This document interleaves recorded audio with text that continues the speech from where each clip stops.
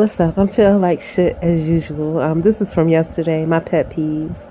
For those of you that don't know, and I'm feeling really sick, like I said, but for those of you that don't know, pet peeves are annoyances, irritations, to just get on your nerves, microaggressions that can lead to being gaslit, that type of thing. And so if you consider yourself a person not to be a pet person, I'm sure you have some pet peeves. This video might be one of them. But yesterday or the day before yesterday, I had a question. I don't have any friends or family, so I posted to social media. I think I even posted on YouTube, asking, are you a black or minority homeowner? If so, DM me. I have a question. Thanks. And the reason I did that is because the details of the question, I didn't necessarily want it to post everywhere. But, you do what you have to do. So, so I posted that everywhere, hoping that someone, that way someone that feels kind enough to want to answer, they can. But what ended up happening was me being annoyed and me saying, okay, let me think about this. Maybe there's just a difference in reading and comprehension. So I have this quick quiz on basic reading and comprehension. You guys can take it too. Just a heads up, people, you can tell what a question is because it is followed by a question mark.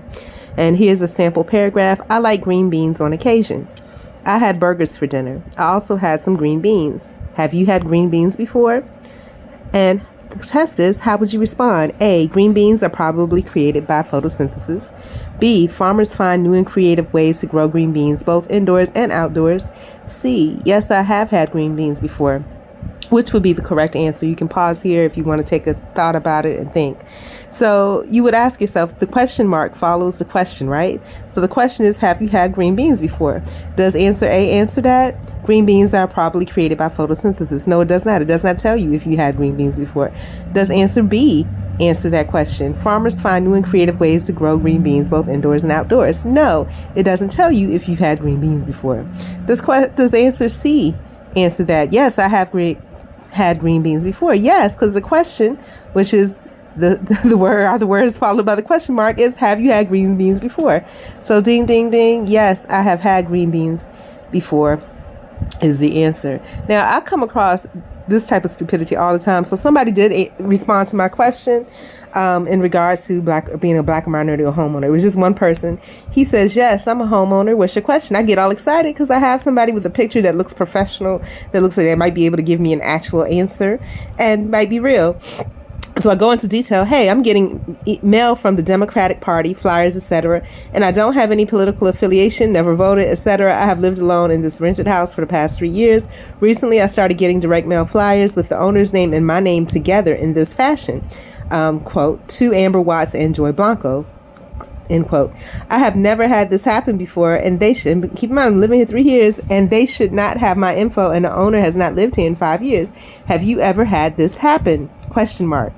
Do you have any ideas of why this is happening? Question mark. Thanks. So obviously there's 2 questions here. Usually I try to keep it to one so that people don't get overwhelmed. But 2 questions, really easy questions, both followed by question marks so you can identify them. The person responds says, I don't think it's anything major. I didn't ask a question if it was anything major. Public records probably list you as a current resident and her as the owner. I didn't ask about that. Companies are always finding new ways to communicate with potential customers, so they are constantly searching through public records which aren't accurate. Didn't ask about that either. You notice it didn't answer any of the 2 questions that I asked. But loosely speaking, maybe it addressed the second question, but that stuff I already knew. I didn't ask about that. I asked if he had that experience. I said, and I tried to be nice about it. I saw that he didn't answer my question, but I didn't want to come off harsh. He's the only person that responded. I still want an answer. Maybe if I'm nice about it, he'll give me an answer. So I said, but they put our names together as if we were one household and lived together. That was disconcerting. Have you had that happen? Question mark. Question mark. That's the question mark. Have you ever had this happen? So repeating the question to get to the point, right? He says, there are probably some public records that show you as the current resident and some that show her. There is a way you can search them. I just forgot how. I know there's a way you can search them. You just go to the public records for the property taxes. Duh. And I didn't ask you about that. Again, I asked you, have you had that experience? But instead of answering the question, you went on to expound and go along the same path that you went across at the first. Sir, that's not the question that I asked. That so annoys me.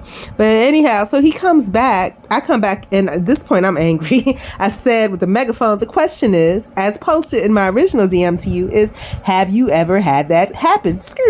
Question mark. And the light bulb says, please start your response with yes or no. I have or have not had that happen. Thank you. After the response to the question, it will be assumed that you are not, and I wanted to type capable, but spell check whatever got me, capable or do not intend to respond. Regards. And I corrected it with star KOB, capable. Then that's the whole conversation all over again. So it really annoyed me and irritated me. The question was clear. And the reason I do that, and I have this type of stuff happen all the time. I don't, that's why I don't communicate with people frequently. But when I post stuff and I have a question, whether it be like just in general in social media, I have a question about something I want to know. And like I said, people don't understand that the fact that somebody has a question to ask you, that's a blessing. That somebody, that you can be of use to someone. You know what I'm saying?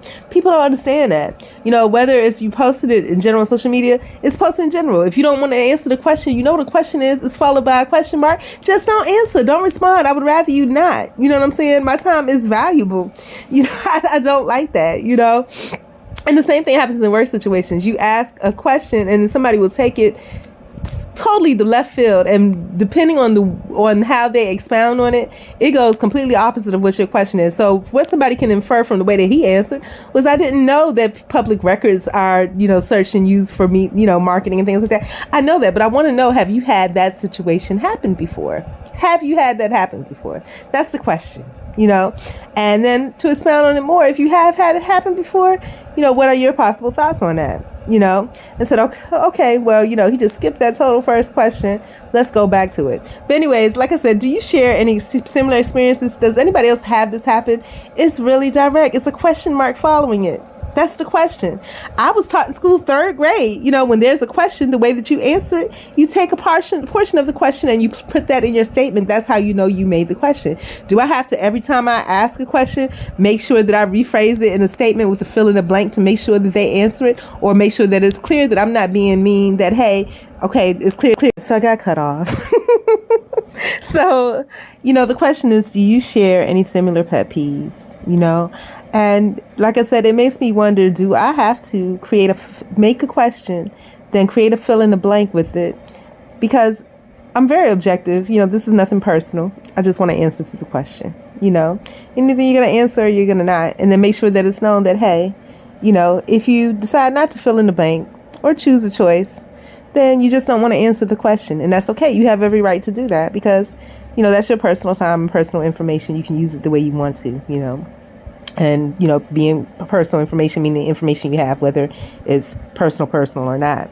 And so my question to you is that, do you share any similar experiences?